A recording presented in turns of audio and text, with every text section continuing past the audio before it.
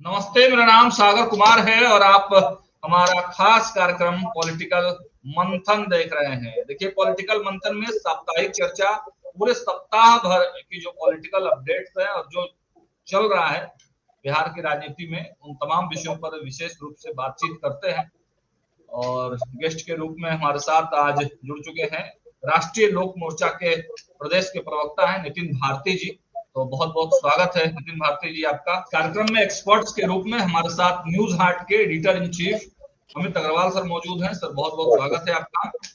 और इस एक्सपर्ट्स के पैनल में हमारे साथ सिटी पोस्ट लाइव के एडिटर इन चीफ, जिनकी चर्चा बिहार सहित पूरे देश में इस वक्त हो रही है, श्रीकांत प्रत्युष सर, आपका भी बहुत बहुत स्वागत है सर। धन्यवाद। तो पहले जिस बात की चर्चा हो रही है उसी बात से शुरुआत करते हैं। भरत तिवारी कांड में बड़ा अपडेट ये आया है कि पोस्टमार्टम रिपोर्ट कहा जा रहा है कि अब आ गया। हालांकि उसकी मूल प्रति अभी भी नहीं मिल पाया है किसी को, लेकिन बताया जा रहा है कि उसके जो आंकड़े हैं, उसमें जो चीजें बताई गई है वो बड़ी आश्चर्यजनक है, बहुत चौंकाने वाले हैं। 5 गोलियां। श्रीकांत सर से ही समझते हैं कि सर पुलिस की थ्योरी जो है वो अपने आप में बड़े कंट्रोवर्शियल है, क्योंकि जब पहली बार भरत तिवारी को ले जाया गया था शाहपुर रेफरल हॉस्पिटल, तो वहां पर तो कहा गया था जो एमएलटी है उसमें 3 गोलियों की चर्चा की गई थी, लेकिन अब जो पीएमसीएच का पोस्टमार्टम आया है उसमें 5 गोलियों की चर्चा है। सच्चाई क्या है, क्या हकीकत है? आप तो लगातार कवर कर रहे हैं, क्या कहेंगे? आपको पोस्टमार्टम रिपोर्ट पर हैरानी हो रही है और मुझे हैरानी हो रही है पुलिस की करतूत पर। अब पुलिस बताइए, कंफ्यूजन है। 2 रिपोर्ट आ रही है कि 3 गोली लगी तो 5 गोली लगी, और पुलिस का अभी तक पक्ष नहीं आया है। पुलिस को तो क्लेरिफाई करना चाहिए ना कि कौन सी रिपोर्ट सही है, 3 गोली वाली रिपोर्ट या 5 गोली वाली। क्योंकि देखिए, मैं घटनास्थल पर गया था और जो प्रत्यक्षदर्शी थे वो भी यही बता रहे थे कि 3 गोली ही मारी गई है उन लोगों के आंखों के सामने, और उसको जीप में उठाकर पुलिस ले गई। तीनों गोली पैर में लगी थी और भरत सही सलामत था और कह रहा था कि उसके साथ छल हो गया है। वहां मौजूद लोगों को शांत कर रहा था और आश्वस्त कर रहा था कि वो स्वस्थ है, वो जिंदा है, कोई खतरा नहीं है, आप चिंता मत करिए। लेकिन बाद में जब पोस्टमार्टम की रिपोर्ट आती है तो 5 गोली की बात सामने आ रही है। तो 2 गोली कहाँ मारी गई? क्योंकि गांव वाले भी सवाल उठा रहे हैं कि 2 गोली उसको घटनास्थल से अस्पताल ले जाने के रास्ते में मारी गई। 3 ही गोली जब लगी है, पुलिस के जो थानेदार हैं जो एनकाउंटर में शामिल थे, उनको मैंने 45 मिनट इंट्रोगेट किया था, वो भी दावा कर रहे थे कि 3 ही गोली मारी गई है। आपने देखा होगा और वीडियो। बिल्कुल। मालाकार कह रहे हैं कि 3 ही गोली मारी गई है, तो 5 गोली कहां से निकल गई? 2 गोली किसने मार दी? तो ये बड़ा सवाल है और हैरानी हो रही है कि पुलिस का कोई पक्ष नहीं आया है। एसपी साहब पर भरत के भाई ने आरोप लगाया कि उनका आरोप गलत है, उन्होंने धमकी नहीं दी है। तुरंत एसपी साहब का प्रेस रिलीज आ गया कि आरोप गलत है, धमकी नहीं दी गई है भरत के भाई के आरोप पर। लेकिन अब पोस्टमार्टम रिपोर्ट को लेकर जो संशय है, जो दुविधा है, उस पर क्यों नहीं एसपी साहब आकर मीडिया को बता रहे हैं? अभी तक कुछ नहीं बताया कि इनकाउंटर हुआ कैसे, कौन सा पिस्टल था उसके पास, कितने बोर की गोली थी, कितनी गोली उसने चलाई, कितने खोखे मिले। तो कहानी की तस्वीर तो तब साफ होगी ना जब पुलिस अपना पक्ष रखे। पुलिस तो अपना पक्ष ही नहीं रख रही है। मैं तो ढूंढ कर थक गया, थानेदार के अलावा कोई मिला ही नहीं हमको जो पुलिस का पक्ष ठीक से रखे। तो खुद पुलिस कंफ्यूजन पैदा कर रही है अपनी गतिविधियों से। लेकिन इसमें ये चीजें कही जा रही है ना कि जब न्यायिक जांच चल रही है तो इसमें फिर पुलिस अपना पक्ष क्यों रखेगी? एक ये भी बात निकल कर सामने आ रही है। नहीं, पुलिस पक्ष रखेगी, न्यायिक जांच अलग बात है। न्यायिक जांच की रिपोर्ट एक दिन में तो आएगी नहीं, लेकिन जनता के जहन में जो सवाल है, अगर गलत रिपोर्ट है कि 5 गोली नहीं लगी है, तो पुलिस को तो तुरंत बताना चाहिए कि नहीं भाई ये रिपोर्ट सही नहीं है, रिपोर्ट सही है। पुलिस क्यों नहीं बताएगी? इनकाउंटर की कहानी पुलिस बता सकती है, जनता के जो सवाल है उसका जवाब दे सकती है। जांच में इससे क्या फर्क पड़ने वाला है? लेकिन अब देखिए, पता नहीं, पुलिस का तो पक्ष, जांच के आयोग का गठन तो बाद में न हुआ भाई, उसके पहले ही दूसरे दिन ही पुलिस को अपना पक्ष रख देना चाहिए था। पुलिस ने नहीं रखा। अगर मैंने मालाकार का इंट्रोगेशन नहीं किया होता तो इतनी सच्चाई भी सामने नहीं आती कि कैसे एनकाउंटर हुआ और गोली किसने मारी। मालाकार का एक बयान सुन लीजिएगा। उसने कहा कि भरत ने आखिरी गोली चला के अपना रिवॉल्वर फेंका या पिस्टल फेंका, आखिरी गोली चला के, जो देखिए वर्ड बहुत मायने रखता है, आखिरी गोली चला, आखिरी गोली मतलब उसने हाँ, अपनी बंदूक फेंकी, तो फिर मारने की नौबत क्यों आई? तो पुलिस ने हाँ, तो जब पकड़ गोली के था मारा ही है नहीं तो मारने की जरूरत, गोली था ही नहीं तो मारने की जरूरत कहाँ से आ गई? बिल्कुल, जो कह रहे हैं दोबारा उठा के मारा, ये किया, ये सब ड्रामा है। मालका का आप इंटरव्यू सुनिए, वो कह रहे हैं कि आखिरी गोली चला के उसने पिस्टल फेंकी। तब फिर आखिरी गोली चला के पिस्टल फेंकी तो खतरा क्या था? देखिए, जहां सामने वाला हथियार डाल दे, वहीं पुलिस का सेल्फ प्रोटेक्शन का राइट सीज हो जाता है। उसके बाद पुलिस आतंकी भी सामने हो तो नहीं मार सकती है। तो ये तो कोई क्रिमिनल भी नहीं था, ये तो कह सकते हैं कि भाई एक नौजवान लड़का था जिसने गलत तरीका अपनाया सही काम के लिए। हाँ, उसको कायदे से पकड़ के केस होता, 3 साल जेल में रहता, लेकिन आपने गोली ही मार दी, उसकी जीवन लीला ही खत्म कर दी। इसीलिए सवाल उठ रहा है। 17-18 इनकाउंटर हुए सम्राट सरकार बनने के बाद, कहाँ कोई सवाल उठा? कोई सवाल नहीं उठा। और अभी भी सम्राट सरकार की मंशा पर कहाँ सवाल उठ रहा है? घर वालों को भी सरकार पर भरोसा है, आम आदमी को भी भरोसा है, लेकिन कुछ लोग हैं जो सरकार पर निशाना साध के इसको राजनीतिक रंग दे रहे हैं, जातीय रंग देने की कोशिश कर रहे हैं, ताकि जो गुनहगार है वो बच जाए। राजनीति होगी तो गुनहगार बच जाएंगे। इसके जातीय और राजनीतिक रंग की भी हम लोग बातचीत करेंगे, लेकिन अमित सर से समझने का प्रयास करते हैं कि सर, पुलिस तो छोटे छोटे मामले में प्रेस कॉन्फ्रेंस करती है, और करके जब कोई बड़ा अपराधी पकड़ा जाता है या कुछ इनकाउंटर ही होता है तो पुलिस अपनी वाहवाही लूटती है प्रेस कॉन्फ्रेंस करके। तो आज कौन सा सांप सूंघ गया है भोजपुर पुलिस को कि बता ही नहीं रही कि आखिर इनकाउंटर कैसे हुआ, कितनी गोली, किसने क्या हुआ, कुछ बता ही नहीं रही है। कोई इनकाउंटर के बाद कभी आपको देखने को मिला होगा कि किस ढंग से और अपने पक्ष में पुलिस आके बयान देती होगी अगर कोई विवादित हो जाए? आप जैसे अभी श्रीकांत जी से बात हो रही थी आपकी, तो आपने कहा कि पुलिस पक्ष कैसे रख सकती है जब न्यायिक जांच का आदेश हो चुका है और पूर्व न्यायाधीश जो हैं सिन्हा, वो इसकी जांच कर रहे हैं। तो भाई, जांच के दायरे में, चाहे वो न्यायिक जांच हो, चाहे वो सीबीआई जांच हो, जांच के दायरे में जो भी उसमें लिप्त है वो तो सब आता है। उसमें पुलिस भी आती है, उसमें उसके परिजन भी आते हैं, प्रत्यक्षदर्शी जो वहां पे थे वो भी आते हैं, सारे आते हैं। तो सबसे बड़ी बात यह है कि जो 3 गोली, 4 गोली, 5 गोली की जो बात चल रही थी, तो ये फॉरेंसिक साइंस में भी अगर एफएसएल में इसकी जांच हो रही होगी तो उसमें भी सामने आएगा कि गोली कितने दूर से चली। 3 गोली जो पहले चली वो कितने दूर से चली। बाद में जो सामने आ रहा है कि 5 गोली लगी, तो जो 2 गोली है वो कितने डिस्टेंस से लगी। फिर ये भी बात सामने आ रही है कि एक गोली पीछे की तरफ से मारी गई है, उसके पीछे लगा है गोली। तो अगर कोई सामने से गोली चला रहा है, आत्मरक्षा सेल्फ डिफेंस में गोली चल रही है, तो वो पीछे से कैसे गोली लग जाएगी? तो प्रश्न तो हजार है जो पुलिस के ऊपर उठ रहा है। और सरकार के ऊपर, जैसा श्रीकांत जी बता रहे हैं, सही में सरकार की मंशा तो एकदम बिल्कुल साफ दिखाई दे रही है। तभी सम्राट चौधरी के द्वारा तुरंत गठन कर दिया गया और न्यायिक जांच का आदेश दे दिया गया। और आप तो अगर देखेंगे एफआईआर हो गया, और जो एफआईआर उनके परिजन पे भी किया गया था वो भी एफआईआर वापस ले लिया गया। और जो अधिकारी हैं जिनको जांच का जिम्मा दिया गया है, आप देखिए एकदम तो फास्ट कार्रवाई करते हुए पहले ही परिजन के पास पहुंच गए उनका बयान लेने के लिए। और एक वीडियो भी वायरल हो रहा होगा, आपने देखा होगा, जिसमें परिजन को मिन्नत कर रहे हैं कि भाई आप लोग मदद कीजिए तभी हम सही जांच कर पाएंगे। और ये सिन्हा जो रिटायर्ड हाईकोर्ट जज रहे हैं, उनके बारे में एक ये भी बता देते हैं कि ये पहले सोशल कॉज वाले सारे संस्था के साथ भी ये जुड़े हुए हैं, और इस तरह की दुनिया भर की जो जांच है उसमें ये संलिप्त रहे हैं।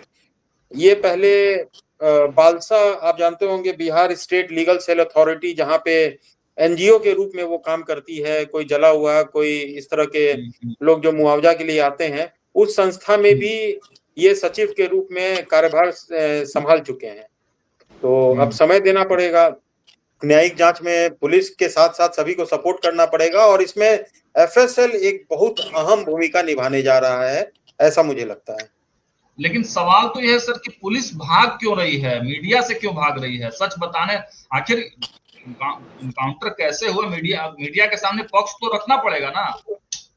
तो भाई अभी क्या आके बोलेगी पुलिस? अभी जब पुलिस के द्वारा शुरू में 3 गोली की बात की गई, बाद में रिपोर्ट में आपका जो अभी रिपोर्ट आया है उस रिपोर्ट में 5 गोली की बात सामने आ रही है, तो अभी पुलिस क्या पक्ष रखेगी अपना सामने आके? पुलिस के पास तो कुछ कहने के लिए है ही नहीं। अभी कोई भी बात अगर वो आके करती है। अमित जी, एक सवाल है कि एसपी साहब पर भरत का भाई आरोप लगाता है कि उन्होंने धमकी दी, तो पुलिस का बयान आ जाता है, पुलिस का स्टेटमेंट आ जाता है, और पोस्टमार्टम रिपोर्ट को लेकर जो कंफ्यूजन है, तो क्यों नहीं पुलिस की बात सामने आएगी? पुलिस क्यों नहीं अपना पक्ष रखेगी कि नहीं भाई ये रिपोर्ट सही है, 3 ही गोली मारी गई है, 5 गोली नहीं है? नीट मामले में पुलिस ने प्रेस कॉन्फ्रेंस करके नीट मामले में फंस गए थे पटना के एसएसपी, वही सीख ले रहे हैं क्या भोजपुर एसएसपी? अब देखिए, अब पता नहीं, एसपी साहब तो उनके घर तक मैं गया लेकिन मिले नहीं, और खूब दिखाई एसपी गिरी, लेकिन देखिए उनको जनता के सवालों का जवाब देना चाहिए। पुलिस को लेकिन अब आपने एक रिपोर्ट, श्रीकांत जी, एक चीज इसमें और है, सिर्फ एसपी के ऊपर ही हम लोग क्यों जा रहे हैं भाई? न्यायिक जांच के साथ साथ एक डीआईजी के इसमें भी एक कमेटी गठन किया गया है, जो डीआईजी भी रिपोर्ट देंगे, तो वहां से भी संज्ञान लेना चाहिए। थानेदार से लेकर एसपी तक जांच के दायरे में आने चाहिए, क्योंकि एसपी पर भी घर वाले आरोप लगा रहे हैं कि उन्हीं के आदेश पर गोली चली है। और थानेदार का जो इंट्रोगेशन है मेरा, उसमें वो कह रहा है कि लगातार साहब के संपर्क में था, उनके व्हाट्सएप मैसेज भी आया था उसके पास, और वो लगातार बता रहा था कि क्या परिस्थिति है। तो एसपी क्यों नहीं जांच के दायरे में आएंगे? क्यों नहीं उनकी भूमिका की जांच होगी? एसपी जिले का कप्तान होता है, उसके इशारे के बिना, उसके हुक्म के बिना पत्ता भी नहीं हिलता है। तो थानेदार और सिपाही की गलती है केवल। ट्रिगर दबाने वाला ही दोषी है, कि ट्रिगर दबाने का आदेश देने वाला भी दोषी है। जांच के दायरे में तो आएंगे अमित जी, सब लोग आएंगे। जी जी, सब लोग आएंगे, लेकिन नितिन भारती जी के पास चलते हैं। बहुत देर से नितिन भारती जी हमारी बातों को सुन रहे हैं। अरे पुलिस अपना पक्ष क्यों नहीं रख रही है नितिन जी? नहीं देखिए, मुझे जहां तक नहीं देखिए, कोई दबाव के आधार पर काम थोड़ी चलता है। आपको भी मालूम है सागर जी, पुलिस ने समय पर अपनी बातें कही हैं जिसमें उनको जरूरत महसूस हुई, जो सर्कमस्टांसेज है। और सबसे पहले तो मैं इस प्लेटफॉर्म पर श्रीकांत भाई को मैं इस बात की बधाई देना चाहता हूं कि जिस पत्रकारिता का जो धर्म है उसको जिस तरह इन्होंने निभाया है वहां जाकर, ये मैं इसको अप्रिशिएट करता हूँ। लेकिन साथ साथ सरकार ने इस पूरी चीज को जिस तरीके से टैकल किया है, इसकी भी सराहना करनी चाहिए। सरकार ने जिस तरीके से त्वरित गति से जी। लेकिन देखिए सागर भाई, आज आपने इस विषय को मेरे सामने रखा है, आज मैं अपना एक दर्द आपके सामने रखना चाहता हूँ। समाज के रूप में भी लोगों की कुछ रिस्पॉन्सिबिलिटी है। पुलिस की जो गतिविधि हुई है उस पर सवाल उठ रहे हैं, इसीलिए संभवतः सरकार को आयोग बनाने का निर्णय लेना पड़ा, न्यायिक आयोग, और उसके आधार पर जांच की शुरुआत भी हो गई। लेकिन सामाजिक दृष्टिकोण से हमारी क्या रिस्पॉन्सिबिलिटी है, इसको समझने की जरूरत है।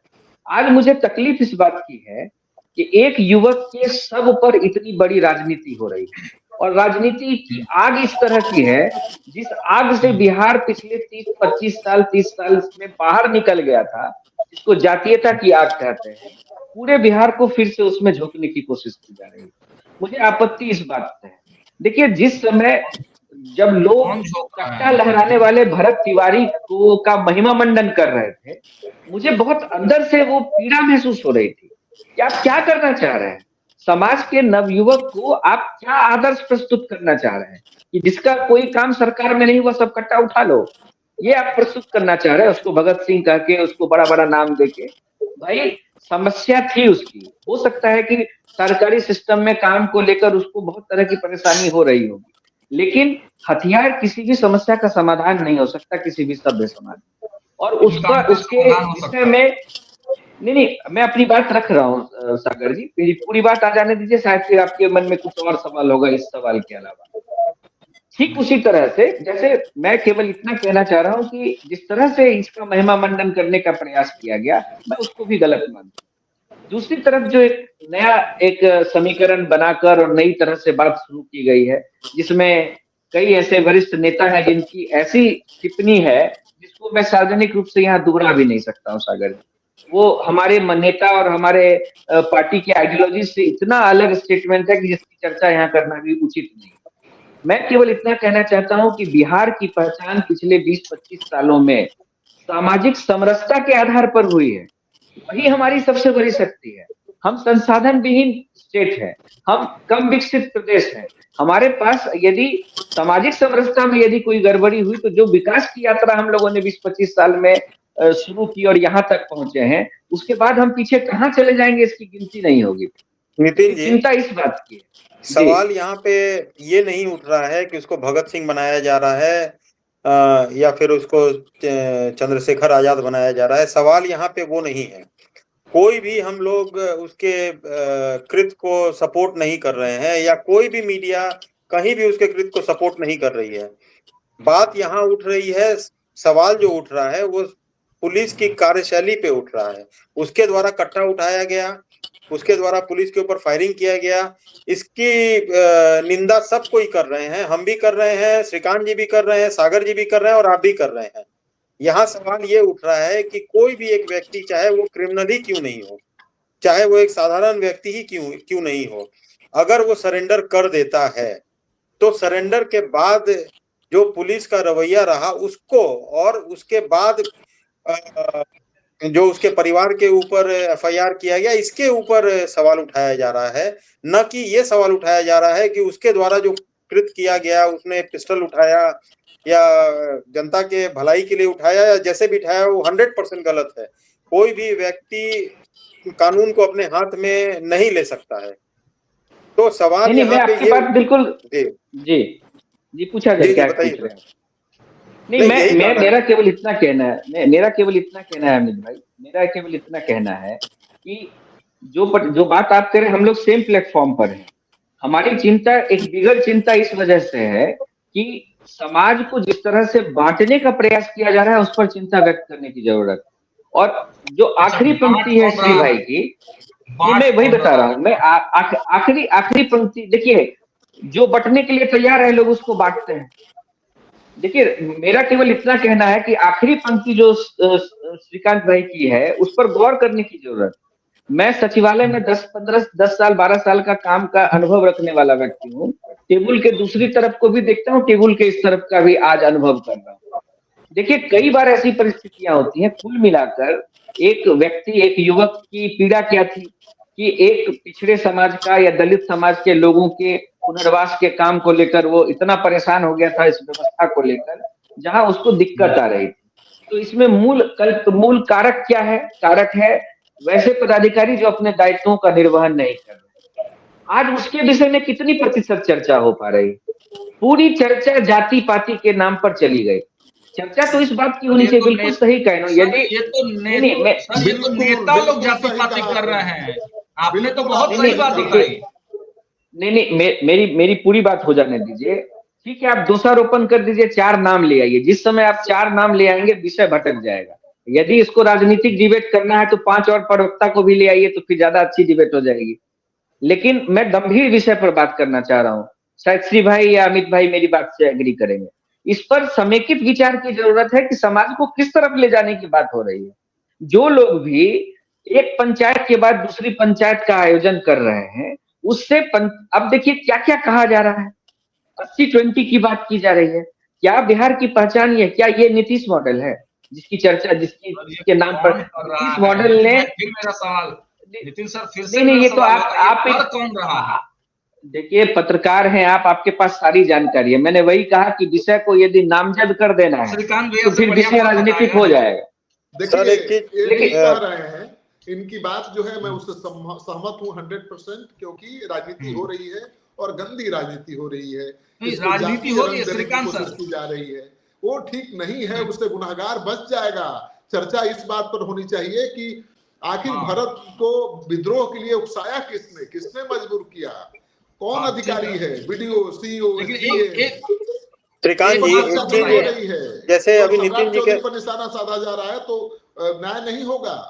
न्याय चाहिए तो सरकार को भरोसा तो करना पड़ेगा। देखिए, मुझे तकलीफ होती है जब मीडिया के सामने आके मुख्यमंत्री को लोग गाली देने लगते हैं, उनके खिलाफ में अनाप शनाप बात कर रहे हैं। क्या ये समस्या का समाधान है? नहीं, मुझे तो समझ में नहीं आता। को बचाने की कोशिश है। सर, एक चीज बताइए, मैं यही कह रहा हूँ, क्या उस परिवार में इतना ताकत बचा होगा या उसमें इतनी शक्ति होगी कि वो इस तरह का स्टेप उठा सके या सरकार को गाली दे? इसके पीछे भी राजनीति हो रही है जैसा आप कह रहे हैं।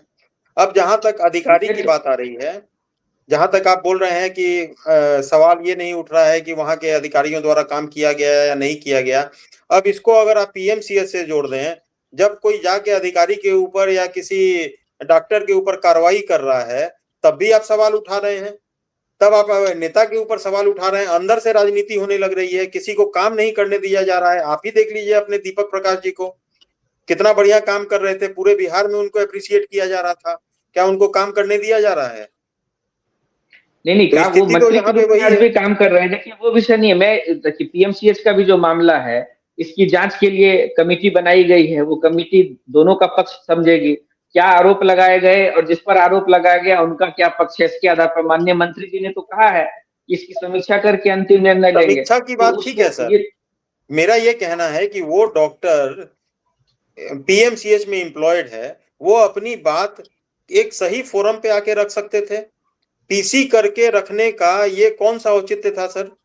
आप सरकारी अधिकारी हैं, आप पीसी करके। देखिए ऐसा है, नहीं बिल्कुल आपकी बात ठीक है, लेकिन वही बात है कि ये सब कुछ उस विषय की जांच के दायरे में आने वाली चीज है ना। अब क्या क्या सरकारी नियम है, मंत्री के ऊपर सवाल उठा के, आप मंत्री के ऊपर सही फोरम में जाके सवाल नहीं उठा रहे हैं।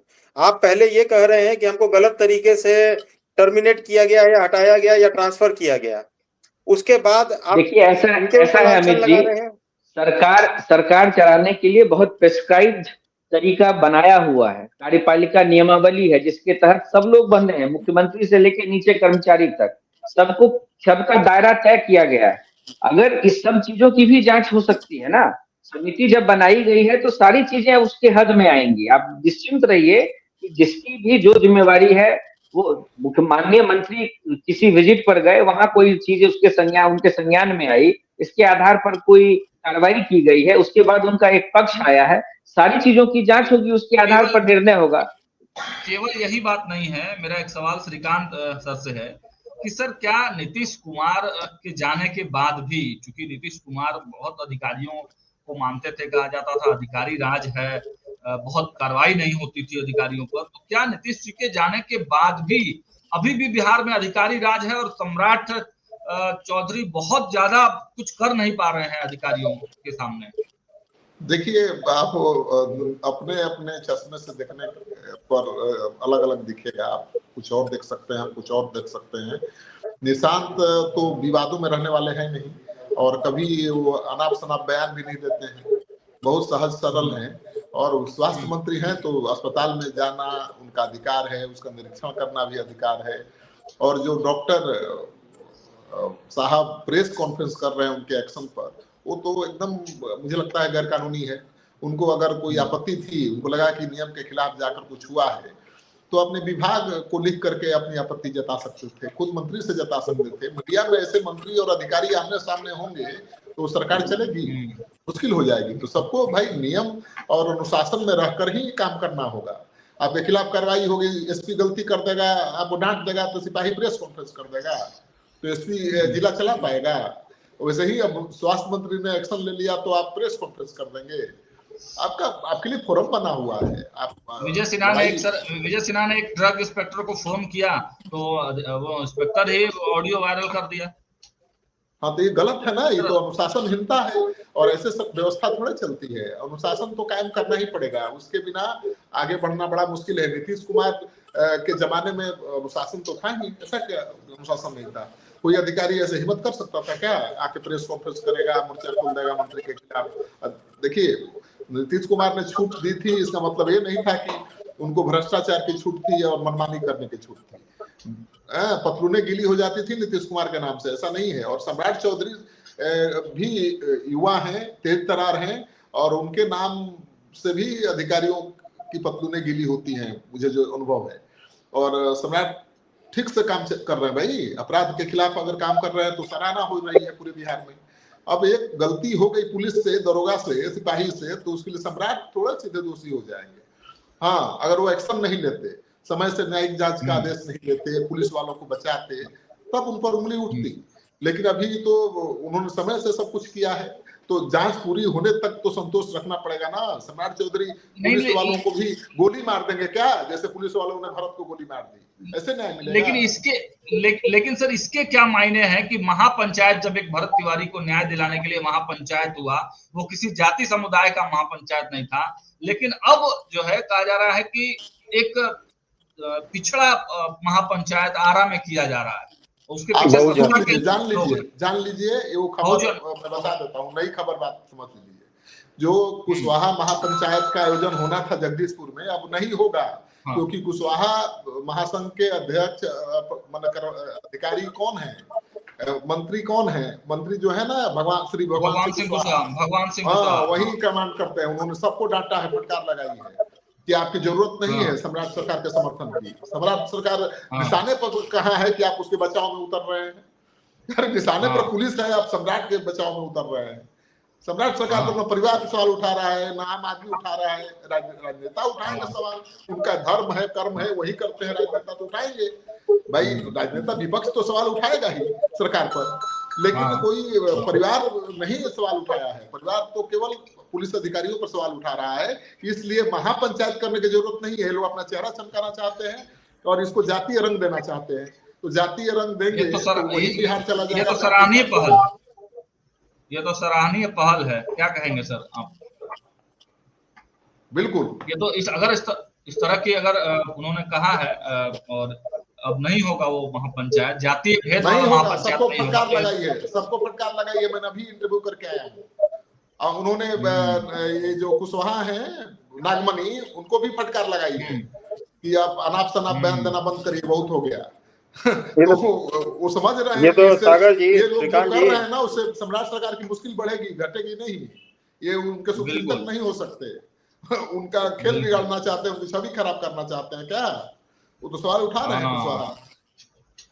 बिल्कुल। अमित सर कुछ बोल रहे थे? हम बोल रहे थे ये तो अच्छा है कि पहले भाप लिया गया, नहीं तो जैसे सम्राट सरकार के ऊपर सवाल तो न पुलिस को लेके कोई उठा रहा है, न ही कोई जांच को लेके उठा रहा है। अब ये इस तरह की महापंचायत करके और सरकार को डिफेंड करने में लग जाए तो ये डिफेंड नहीं होगा, ये डिफेम हो जाएगा। फिर ये उसी ढंग से जैसे अरविंद केजरीवाल अपने आप को प्रोजेक्ट कर रहे थे, वही स्थिति उत्पन्न हो जाएगी, जबकि सरकार का इसमें कहीं से कोई रोल नहीं रहा होगा। तो अच्छी पहल है कि इस चीज को यहीं पे रोका जा रहा है। नितिन जी क्या कहेंगे, आप क्या कहेंगे? लेकिन नागमणि पर अगर उन्होंने टिप्पणी की है तो ये अच्छी बात है, लेकिन नागमणि का एक, जब हम लोगों ने इंटरव्यू किया था नागमणि कुशवाहा जी का, तो उन्होंने एक बड़ी बात कही थी सर। अब हम आपसे ये समझना चाहेंगे। उन्होंने बात में ही ये बात कही थी कि सबसे बड़ा वोटर अभी भाजपा का या एनडीए का वो कुशवाहा है, और अगर सवर्ण थोड़े बहुत दाएं बाएं होते हैं तो उधर से मुस्लिम और यादव भाजपा को या एनडीए को सपोर्ट कर देंगे। मतलब क्या है, सवर्णों की जरूरत अब नहीं रह गई है एनडीए को? किससे पूछ रहे हैं? नितिन जी से सवाल पूछिए। देखिए सागर भाई, अब किसने क्या बयान दिया इस पर मैं टीका टिप्पणी ज्यादा करना पसंद करता नहीं हूँ। मैं अपनी बात कहूंगा, और मेरी बात यह है कि इस सरकार को, एनडीए को, इस प्रदेश की जनता ने पूरे विश्वास के साथ सरकार चलाने का मैंडेट दिया। और आज यह सरकार जब बनी है तो कोई भी सरकार पक्ष और विपक्ष की सरकार नहीं होती है। सरकार 100% बिहारियों की सरकार होती है, जिसमें, और एनडीए का तो नारा भी है, सबका साथ, सबका विकास, सबका विश्वास। तो इस तरह की बात, बांटने वाली बात करने से सामाजिक रूप से हम लोग समाज को नुकसान ही पहुंचा रहे हैं, चाहे वो कोई भी हो। आपका सबसे बड़ा वोटर कौन है सर? हमारे लिए, हमको वोट करने वाला एक एक व्यक्ति हमारा वोटर है, उसमें बड़े छोटे करके बांटने की कोई जरूरत नहीं है। यही तो मैं कहता हूं कि क्या बांटे हुए हम लोग सांस नहीं ले सकते क्या? हमको सांस लेने के लिए बांटना जरूरी है लोगों को। क्यों बात करें हम कितना बड़ा वोटर, कितना बड़ा छोटा वोटर? हमारे लिए तो जिसने आरजेडी, अच्छा सुनिए, एक मिनट सुन लीजिए सागर भाई, एक मिनट सुन लीजिए। जिसने इंडिया गठबंधन के या महागठबंधन के दलों को वोट दिया, उनके कल्याण की चिंता हमारी चिंता नहीं होनी चाहिए क्या? ये कौन सी राजनीति है भाई कि फल्ला को हटा देंगे, फल्ला को जोड़ देंगे? देखिए बिल्कुल सही कहा श्री भाई की, एक बात से मैं सहमत हूँ कि हाशिए पर चले गए लोगों को राजनीति की मुख्य धारा में आने के लिए कुछ नई चीजें सोचनी चाहिए। इस तरह के बांटने वाली बातों को करके राजनीति की मुख्य धारा में आके राजनीति को रसातल में कम से कम न दें। राजनीतिक दलों के प्रति, राजनीतिक लोगों के प्रति जो विश्वास लोगों का दिन प्रतिदिन कम होता है, वो ऐसे ही डायलॉगबाजी करने की वजह से होता है। मेरा हाथ जोड़कर उन सबसे प्रार्थना है कि समाज को जोड़ने का काम कीजिए, तोड़ने का काम मत कीजिए। एक समय तो नितिन जी, जिस इलेक्शन के समय में जो टिकट वितरण होता है वो क्या देख के किया जाता है? देखिए अब कौन क्या देख के करता है, मैं जहां तक मेरी पार्टी का विषय है, आप रिप्रेजेंटेशन देख लीजिए। क्या हमने एक तरफा एक निर्णय ले लिया है? हर जगह का रिप्रेजेंटेशन है। हमने आयोग में भी जो हमारा रिप्रेजेंटेशन, तो भाई आप एनडीए के पार्ट है ना, सिर्फ आपकी पार्टी का बात आप नहीं रख सकते हैं। आप तो भाई एनडीए में है ना सम्मिलित। बिल्कुल ठीक है, जिसमें एनडीए के प्रवक्ता के रूप में आऊंगा उसमें उस तरह की बात करूंगा। आपने मुझे आरएलएम के प्रवक्ता के रूप में बुलाया, मैं अपनी बात रख रहा हूँ। चलिए ठीक है। उपेंद्र कुशवाहा जी का भी मैंने इंटरव्यू लिया है। उन्होंने इन नेताओं के बयान पर जवाब देने से अच्छा हाथ जोड़ना पसंद किया। बिल्कुल ठीक है, बिल्कुल ठीक। और क्या कर सकते हैं भाई, ये तो समाज के लोगों को समझने की जरूरत है कि हम एक साथ रहेंगे, एक साथ मिलकर करेंगे, उसी में बिहार का भला है। ये बांट कर किसी का कुछ भला आज तक हुआ नहीं, और जिन लोगों ने बांटने की कोशिश की है उनका विपक्ष में क्या दुर्दशा हुई है वो लोग अच्छी तरह समझ रहे हैं। आज तक उठ के खड़े नहीं हो पाए। हम भी उसी रास्ते पर चल रहे हैं। श्रीकांत सर, ऐसा संभव है क्या कि अगर सवर्ण एनडीए से भाजपा से शिफ्ट होते हैं तो मुस्लिम और यादव मोर्चा संभाल लेंगे?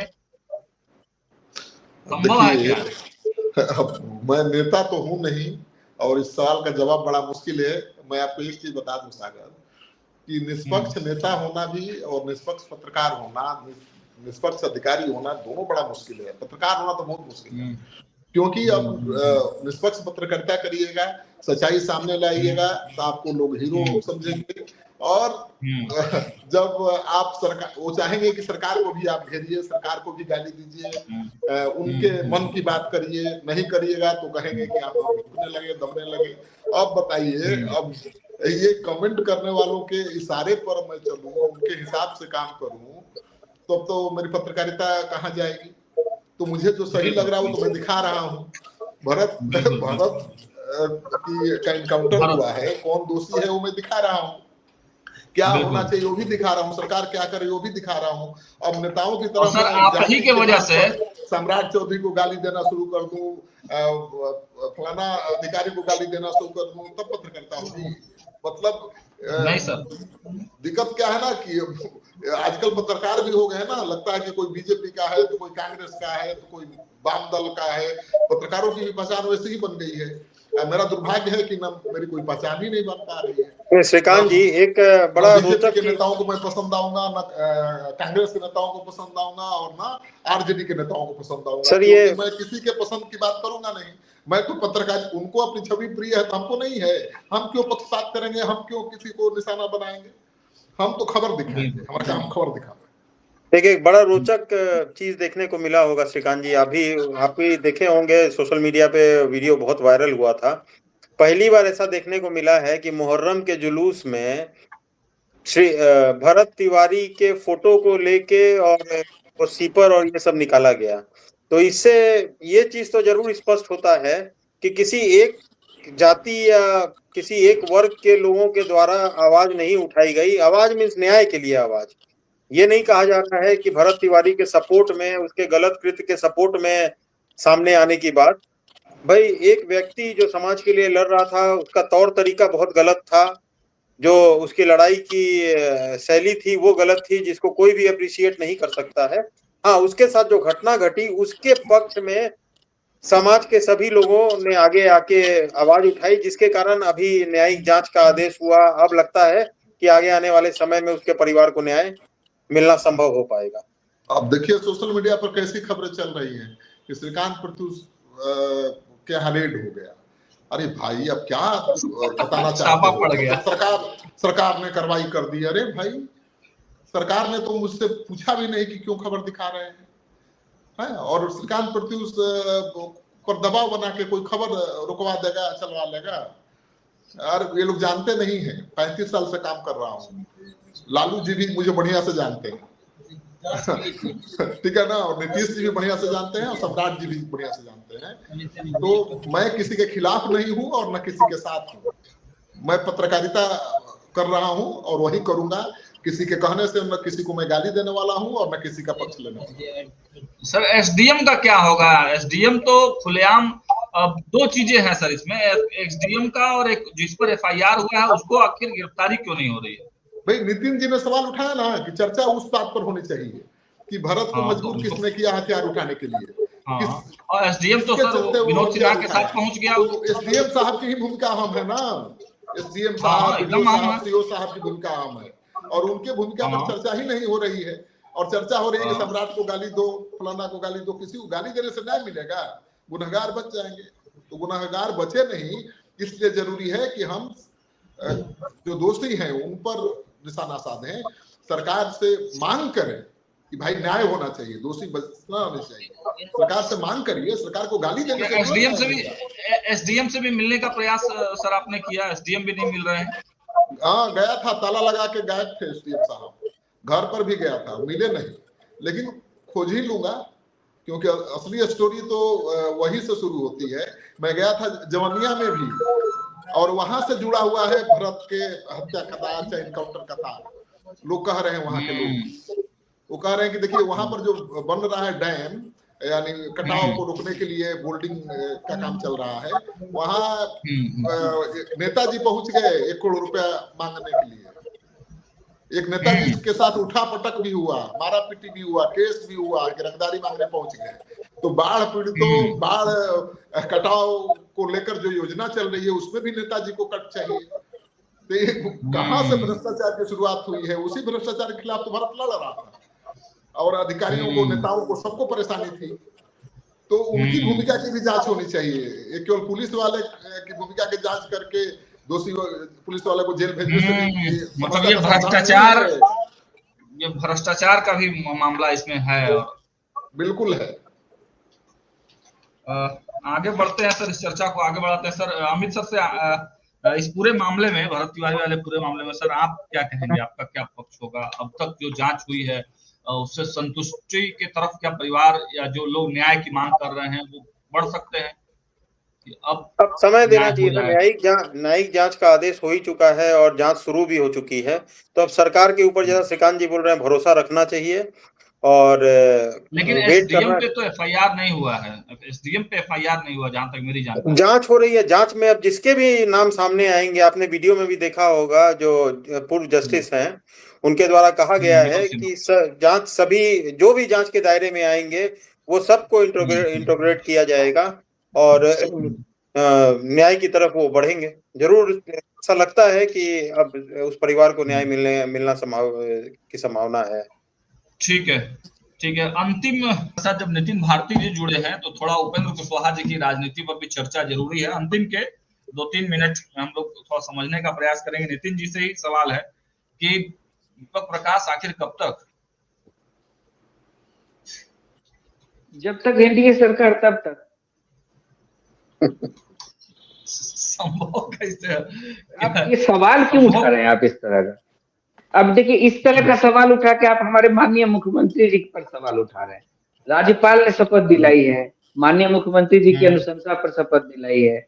जिस दिन शपथ दिलाई थी उस दिन भी वो सदन के सदस्य नहीं थे, न पहली बार शपथ लेते हुए न दूसरी बार शपथ लेते हुए। अब सदन में कानून भी कोई चीज होता है ना।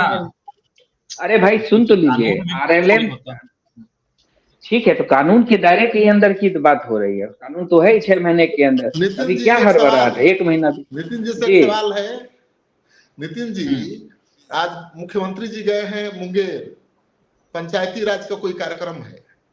अब देखिएगा ना, विज्ञापन छपा है अखबारों में, मुख्यमंत्री जी जानकारी है, प्रधानमंत्री जी की तस्वीर है और उसमें आमंत्रित भी नहीं किया गया है पंचायती राज मंत्री को।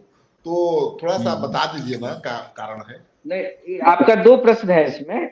पहला प्रश्न जो आपने कहा कि तस्वीर, तो तस्वीर का तो आप, मेरे ख्याल से आपको जानकारी है कि अब केवल मुख्यमंत्री की तस्वीर छपती है किसी भी विज्ञापन में। वो नीतीश जी के समय में ही ऐसा नियम बन गया था, ना ना, जहाँ आपको भी जानकारी हो। सीएम की भी तस्वीर छपती थी। हाँ, डिप्टी सीएम की भी छपती थी, और वो क्यों नहीं छपी इसकी मुझे जानकारी नहीं है, तो उस पर मैं कोई कमेंट नहीं कर पाऊंगा। और उनके अच्छा, कार्यक्रम में दूसरी बुलाया बात, क्यों नहीं गया? नहीं, अब उसके विषय में मेरे पास कोई सूचना नहीं है, लेकिन एक सूचना ये जरूर है कि जितने भी मंत्री हैं वो उनको अपने प्रभारी मंत्री जिस जिले के हैं वहां रहना था। तो आदरणीय दीपक प्रकाश जी आज अरवल जिले में थे और वहां के कार्यक्रम में शामिल होकर अभी अभी लौटे हैं। तो ये मेरे पास जो सूचना है मैं ये दे सकता। पंचायत के स्तर पर मुख्यमंत्री जी का कार्यक्रम था, तो बड़ा कार्यक्रम था, तो उसमें तो पंचायती राज मंत्री का होना बनता था ना। अब ये कार्यक्रम का क्या रूपरेखा थी, उसके संबंध में क्या पूरी जानकारी मेरे पास नहीं है श्रीकांत भाई, तो मैं इस पे कुछ बता नहीं पाऊंगा। लेकिन इतनी जानकारी जो मेरे पास है, सब ठीक, कहने का मतलब है कि सब ठीक ठाक है ना। नहीं, एक सवाल आपको मेरा गलत है क्या लग रहा है नितिन जी, जैसे आप बता रहे हैं कि शपथ दिलाया गया, मुख्यमंत्री के द्वारा इनको मंत्री बनाया गया, राज्यपाल ने शपथ दिलाया, तो वो तो संविधान के प्रावधान के तहत उनको शपथ दिलाया गया 6 महीना में मंत्री बनना है। इसमें राज्यपाल कहाँ है? राज्यपाल का तो कर्तव्य वहीं खत्म हो गया जिस समय वो शपथ दिलाए। इसके बाद नहीं, तो मैं ये कह जो रहा हूँ, नहीं, आप बात में समझ गया, उस समय मेरी बात पूरी हो जाती तो शायद ये सवाल नहीं आ पाता। मेरा ये कहने का मतलब है कि राज्यपाल ने शपथ दिलाई है माननीय मुख्यमंत्री जी की अनुशंसा पर, और 2 लोगों को शपथ ऐसे तक दिलाई गई, एक निशांत जी को और एक दीपक जी को। निशांत जी के विषय में एनडीए ने एक निर्णय लिया, वो आज सदन के सदस्य हैं। उसी तरह से दीपक जी के विषय में एनडीए को निर्णय लेना है, वो लेंगे, सदन के सदस्य हो जाएंगे, अभी समय है, इंतजार कीजिए, इसमें कहाँ दिक्कत है कुछ। कब तक? जब तक निर्णय हो जाए, सदन में चले जाए, तब तक इंतजार तो करना ही होगा ना। चलिए, इंतजार तो करना ही होगा। इसी विषय पर इस मुद्दे को विराम देते हैं और अगले सप्ताह के लिए फिर से जुड़ेंगे हम लोग, फिर से किसी नए मुद्दे के साथ जुड़ेंगे। तब तक के लिए देखते रहिए न्यूज 8। श्रीकांत सर, आपका बहुत बहुत धन्यवाद। नितिन जी को प्रणाम, अमित जी को प्रणाम, भैया एंकर बहुत बढ़िया है, आप भी, आपको भी प्रणाम। जी, thank you sir, thank you sir, thank you.